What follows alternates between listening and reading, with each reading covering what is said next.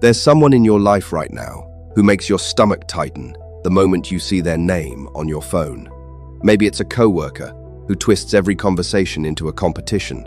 Maybe it's a relative who shows up to family dinners with a smile and leaves everyone feeling smaller. Maybe it's a friend who somehow always makes their problems your problems, but never returns the favor. You've tried arguing with them. You've tried explaining yourself. You've tried being patient, being kind, being the bigger person. And none of it worked. Because here's the thing nobody tells you. Silence works better than any comeback ever could. Not silence out of weakness. Silence as a weapon. And the Stoics understood this over 2,000 years ago. Marcus Aurelius wasn't writing his philosophy from some peaceful villa. He was running an empire while generals whispered behind his back and plagues swept through his cities. Epictetus wasn't a comfortable academic. He was born into slavery, and his own leg was broken by a master who enjoyed hurting him. Seneca lived inside the most dangerous court in Roman history, serving an emperor who eventually ordered him to take his own life. These men didn't study toxic people from a distance. They lived surrounded by them every single day. And what they discovered still works today, maybe even better than it did back then. Here's what almost nobody understands about toxic people. They don't actually want a debate. They want a reaction, any reaction. Anger, tears, defensiveness, it doesn't matter which one, as long as they get to see it happen. The moment you open your mouth to defend yourself, you've already given them something they didn't earn. Think about the last time someone provoked you on purpose. You probably didn't just move on. You replayed it in the shower. You rehearsed the perfect response while lying awake at 1 a.m, throwing punches at a person who wasn't even in the room anymore. Meanwhile, they went home and forgot about it within the hour.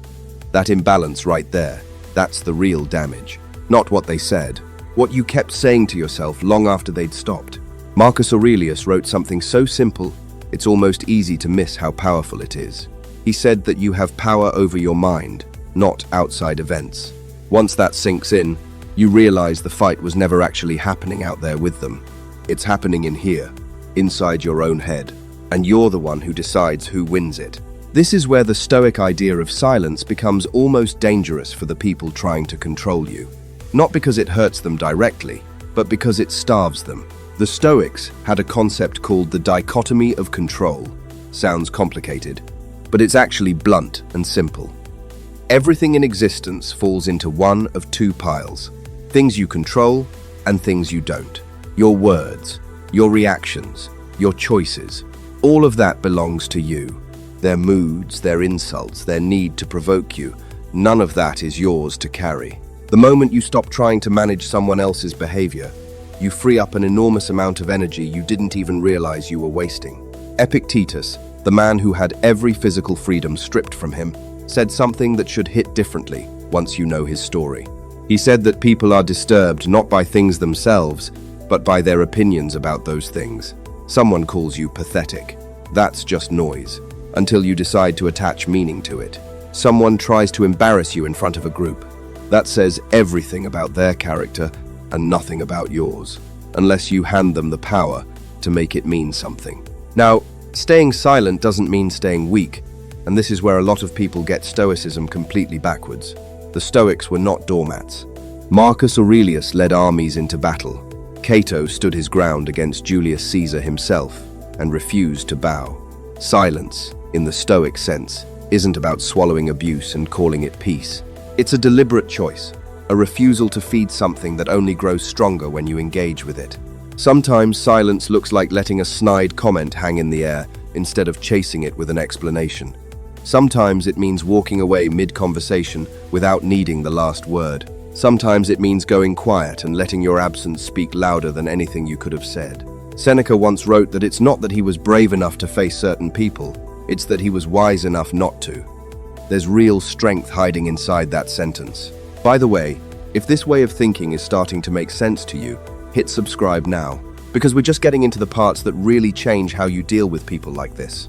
The Stoics also talked about something called Amor Fati, which translates to love of fate.